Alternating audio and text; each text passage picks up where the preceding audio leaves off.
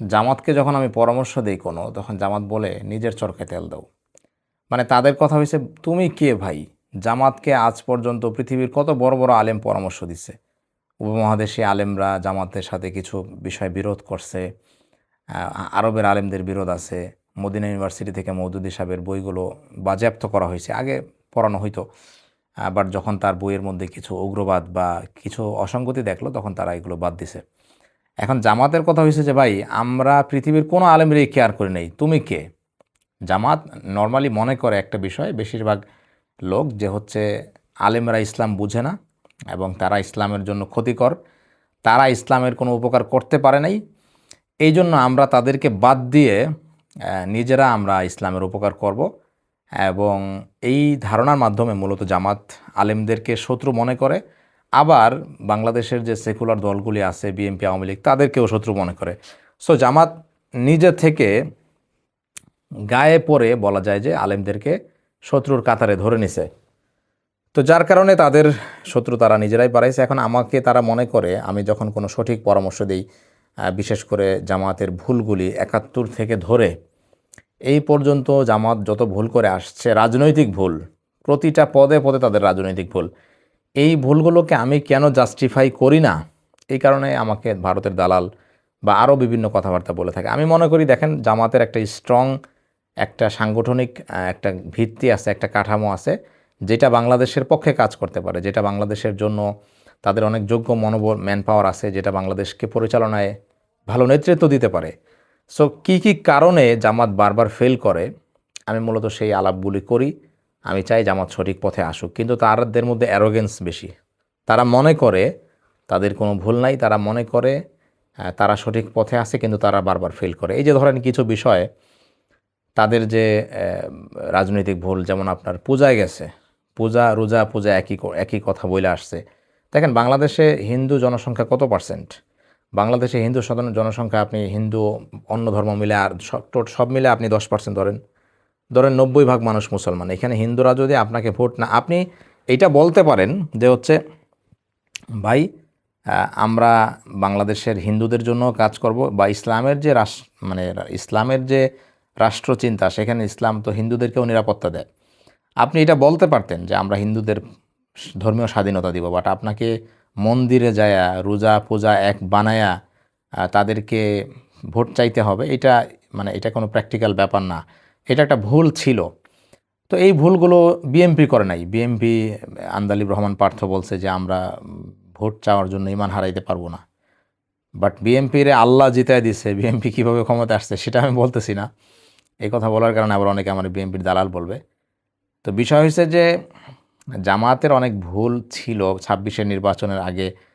অনেকের বিরুদ্ধে কিন্তু বিএমপির অনেকের বিরুদ্ধে ঋণ খেলাপের অভিযোগ আসছে। জামাত ওইটার ব্যাপারে কোর্টে কোনো আবেদন করে নাই, কোনো আপিল করে নাই, বা হচ্ছে ওইটার ব্যাপারে জোরালো কোনো অবস্থান, আইনি কোনো পদক্ষেপ নেয় নাই। যদিও বিএমপির থেকে জামাতের আইনি বিষয়ে লোক বেশি। তো এই নির্বাচনের আগে আমি একটা ভিডিও করছিলাম, সেই ভিডিওর লিঙ্ক আমি কমেন্টে দিয়ে দিব, যেখানে আমি বলছিলাম যে জামাতের জীবনের সবচেয়ে বড় ভুল হলো ২৬-এর নির্বাচনে হচ্ছে আপনার বিএমপিকে মানে ঋণ খেলাপিদের বিরুদ্ধে কোনো কঠোর অবস্থানে না যাওয়া। আচ্ছা, এরপর আরেকটা বড় সমস্যা হলো জামাতের যে হাইকমান্ড যা আদেশ করে, নিচের দিকে সবাই এটা মেনে নেয়। এটা ভালো, একটা রাজনৈতিক দল বা একটা শাসক গোষ্ঠীর যদি চেইন অফ কমান্ড ঠিক থাকে, এইটা ভালো, কিন্তু অন্ধ অনুসরণ ভালো না। অন্ধ অনুসরণ ভালো না কেন? হাইকমান্ড যদি ভুল করে, নিচের দিকের লোকেরা তাদেরকে ওই ভুলের ব্যাপারে সতর্ক করবে যে না, আমরা আপনাদের এই ভুল সিদ্ধান্ত মানি না। দেখা গেছে যে ৭১-এ যেটা জামাতের পত্রিকা সংগ্রাম, সেখানে গোলাম আজম সাহেব নিজে বলছে যে হচ্ছে যারা পাকিস্তানকে বিচ্ছিন্ন করতে চায় তাদেরকে আমরা কোনো ছাড় দিব না। বা মোট কথা পাকিস্তান আর্মির পক্ষে যে সে কাজ করছে, এটা স্পষ্ট সে নিজের মুখেই বলছে। এবং ২৬শে মার্চ যখন পাকিস্তান গণহত্যা চালায়, তারপরে এটা গোলাম আজম সাহেবের নিজের বক্তৃতায় আছে, তিনি রাও ফরমান আলীর কাছে গেছেন, যা বলছেন যে আপনারা এটা কী করলেন, আপনারা তো মানুষকে বিগড়ায় দিতেছেন। তখন তারা পাকিস্তানি আর্মি বলছে যে না, আমরা বিদ্রোহ দমন করতেছি। তো এইটা তো গোলাম আজমের নিজের স্বীকৃতি যে পাকিস্তান গণহত্যা চালাইছে। তো এরপরে তো গোলাম আজম সাহেব তো মানে পাকিস্তানিদের পক্ষেই নিলেন। তো এই যে ওনার পাকিস্তানিদের পক্ষে যাওয়াটা, এটা তো নিচের দিকের লোকেরা সমর্থন করে গেছে।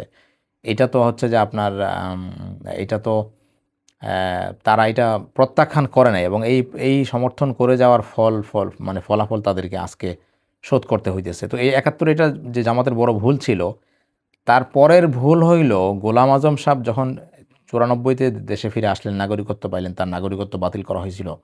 আচ্ছা, এই লোকটারে কেন আমির রাখতে হবে? জামাতের কি আর কোনো ইন্টেলেকচুয়াল লোক ছিল না? আপনি যদি দেখেন যে জামাতের মওদুদি সাহেবের পরে সবচেয়ে বড় লিডার হলো বিশ্বের মধ্যে, শুধু বাংলাদেশে না, বিশ্বের মধ্যে গোলাম আজম। এই গোলাম আজমই বাংলাদেশে জামাতের যত গঠনতন্ত্র আছে, বই লেখা আছে, সবগুলো উনি করছেন। মওদুদি সাহেবের পরে গোলাম আজমের বই সবচেয়ে বেশি পড়ানো হয়। আমি এই সিলেবাস আমি ঘেটে দেখছি। তো জামাত যদি এই লোকটারে আমির না বানাইতো, জামাত যদি সাইদি সাহেবরাও আমির বানাইতো, তাহলে জামাতের এত দলীয়গতভাবে জামাত এত প্রশ্নবিদ্ধ হইতো না যে এই লোকটা গণহত্যাকারী, গণহত্যার লিডার, এই লোকটাকে কেন আমির বানাইতে হবে ভাই? আপনি এই লোকটার ব্যাকগ্রাউন্ডে রাখেন, এই লোকটার থেকে বুদ্ধি পরামর্শ দেন, কিন্তু অফিসিয়ালি এই লোকটারে কেন রাখতে হবে? এইটা করে জামাত একটা বড় ভুল করছে এবং এই ভুল থেকে মানে ছোটার জন্য পরবর্তীতে আওয়ামী লীগের সাথে জামাত জোট করছে, যে হচ্ছে আওয়ামী লীগ গোলাম আজমকে রাজাকার বলবে না, আওয়ামী লীগ জাহানারা ইমামের বিরোধিতা করবে। এটা বইতে আছে, আমার ফাঁসি চাই বই যদি আপনারা পড়েন তাহলে সেখানে বিস্তারিত পাবেন। তা আমার কথা হচ্ছে যে আমি জামাত বিরোধী না, আমি জামাত বিদ্বেষী না, কিন্তু আমি জামাতের অন্ধ সাপোর্টারও না। আমি চাই জামাত একটা গোসল করে আসুক। জামাত হচ্ছে কোরআন সুন্নাহর আলোকে এবং বিচক্ষণতার আলোকে চলুক। বাট জামাত চায় যে আমি জামাতকে অন্ধ সমর্থন দিয়ে যাই, এবং জামাতের অন্ধ সমর্থন যে না দিবে তাকে তারা ভারতের দালাল বলবে, ইহুদিদের দালাল বলবে। বাট আমার তো কিছু আসে যায় না, আমি তো জামাতেরটা খাই না।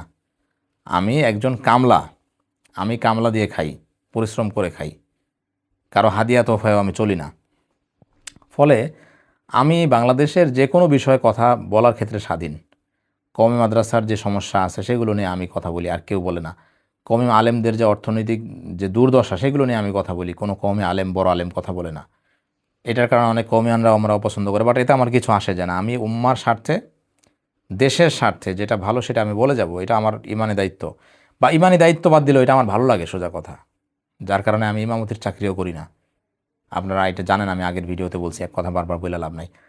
সো জামাতের বিষয়ে জামাতকে আমার কথা হইলো যে ভাই, আপনারা বুঝে শুনে রাজনীতি করেন, আপনারা ভুল রাজনীতি করেন না, যে রাজনীতির কারণে দেশের ক্ষতি হয়, যে রাজনীতির কারণে আপনাদের নিজস্ব ইমেজ নষ্ট হয়। আপনারা একটু রিথিঙ্ক করেন, আপনারা উগ্রবাদী, আপনারা ঘাওরামি চিন্তা ভাবনা ছাড়েন, আপনারাই সব কিছু বুঝেন আর কেউ বুঝে না, এই চিন্তা থেকে আপনারা বের হয়ে আসেন। এটা ইবলিসি চিন্তা, এই চিন্তা আপনাদেরকে মুক্তি দিতে পারবে না।